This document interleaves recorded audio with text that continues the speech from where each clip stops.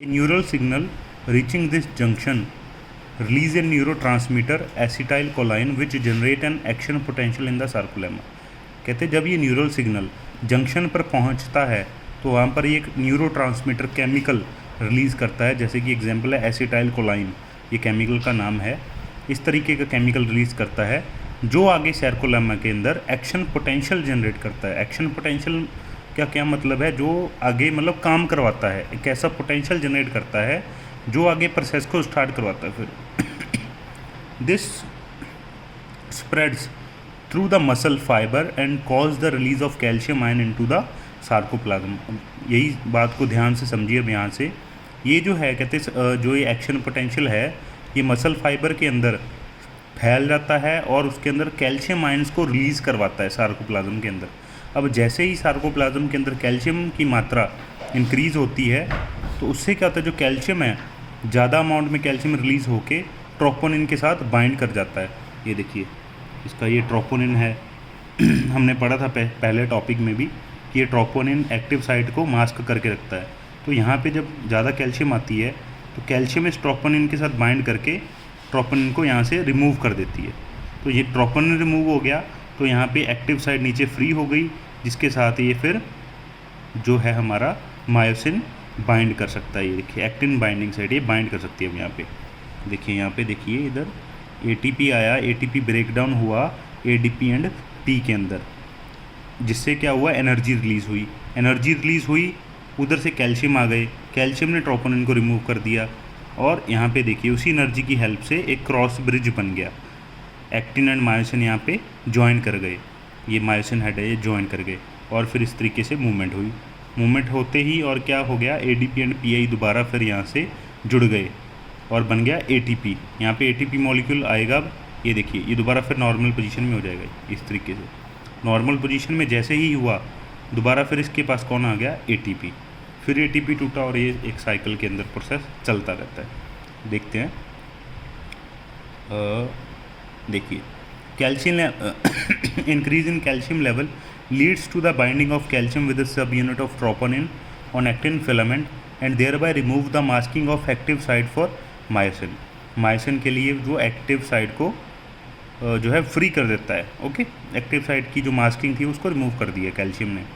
Utilising the energy from ATP hydrolysis the myosin head now bind to the exposed active site on the active actin to form a cross bridge. अब देखिए यही हमने जो बात की है, अब एटीपी की एनर्जी को यूज़ करके यहाँ पे एटीपी एक हाइड्रोलाइज होगा, ये देखिए टूट गया, हाइड्रोलाइज मतलब टूटना, उसकी एनर्जी को यूज़ करके जो मायोसिन हेड है वो क्या करेगा, एक्टिन के साथ बाइंड कर लेगा और क्रॉस ब्रिज बना लेगा।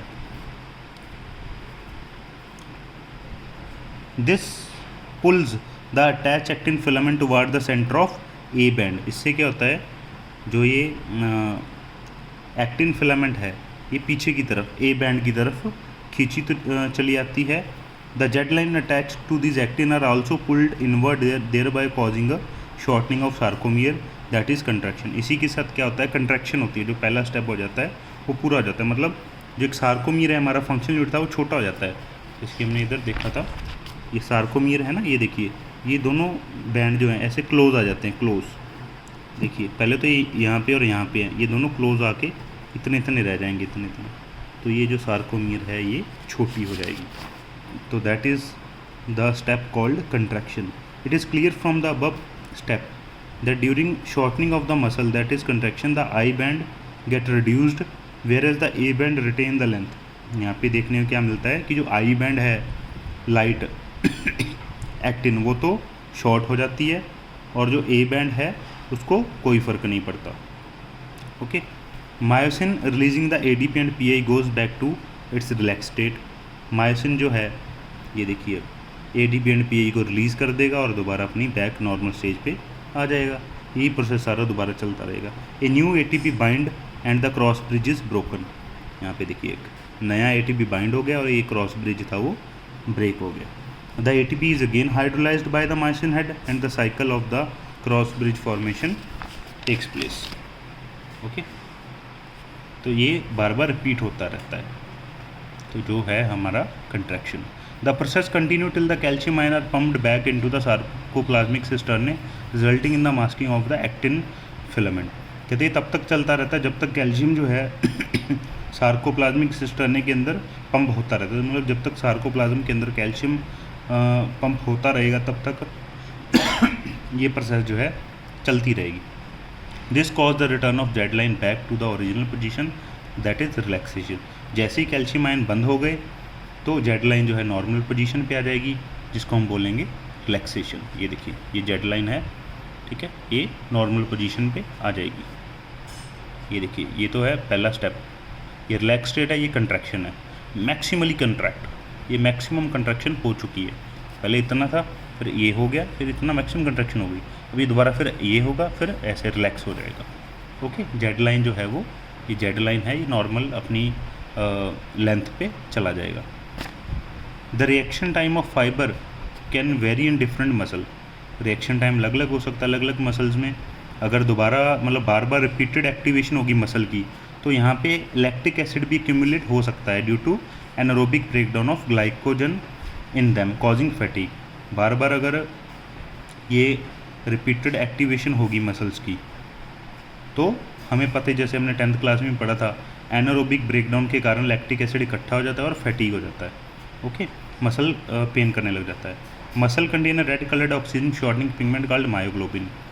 Myoglobin content is high some of the muscle which give a reddish appearance, such muscle are called red fibre. कुछ मसल्स के अंदर रेडिश अपीयरेंस का एक जो कह सकते हो पिगमेंट होता है मायोग्लोबिन, जिसकी वजह से कुछ मसल रेड दिखते हैं, उनको बोलते हैं red fibre. These muscle also contain plenty of mitochondria which can use a large amount of oxygen stored in them for ATP production. These muscle therefore can also be called as aerobic muscle. इनको aerobic muscle बोलते हैं क्योंकि इनके अंदर बहुत सारी मतलब mitochondria होते हैं जो कि ATP प्रोडक्शन में हेल्प करते हैं। ओके, ताकि ज़्यादा से ज़्यादा अमाउंट जो ऑक्सीजन की है उनके अंदर स्टोर है उसको यूज़ करके ATP प्रोड्यूस कर सकें। These muscle therefore can also be called aerobic muscle. On the other hand, some of muscle possess very less quantity of myoglobin, therefore appear pale or whitish. कुछ muscle के पास इतने ज़्यादा myoglobin नहीं होते तो वो पेल और वाइटिश, येलो और वाइटिश दिखते हैं, उनको बोलते हैं वाइट फाइबर। इनके अंदर माइटोकॉन्ड्रिया भी कम होता है लेकिन but the amount of sarcoplasmic reticulum is high. Sarcoplasmic reticulum काफ़ी होता है। They depend on anaerobic process for energy. ये एनारोबिक प्रोसेस ऑफ एनर्जी के ऊपर डिपेंड होते हैं, ताकि अगर एनारोबिक प्रोसेस हो तो इनको एनर्जी मिलती है। ओके, तो ये था हमारा सारा मसल कंट्रैक्शन के बारे में और कल हम करेंगे स्केलेटल सिस्टम, और स्केलेटल सिस्टम के बारे में बात करेंगे, बोन्स के बारे में हम बात करेंगे। तो इस टॉपिक में अगर आपको कोई भी दिक्कत हो तो प्लीज़ हमें कॉल या मैसेज करके पूछ सकते हो। Thank you.